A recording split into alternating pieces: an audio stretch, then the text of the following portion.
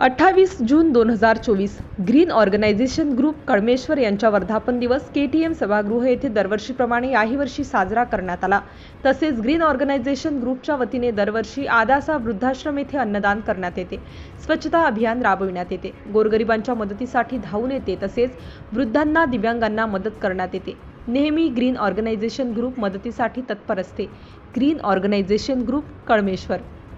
City India न्यूजसाठी प्रतिनिधी अजय हिवराडे।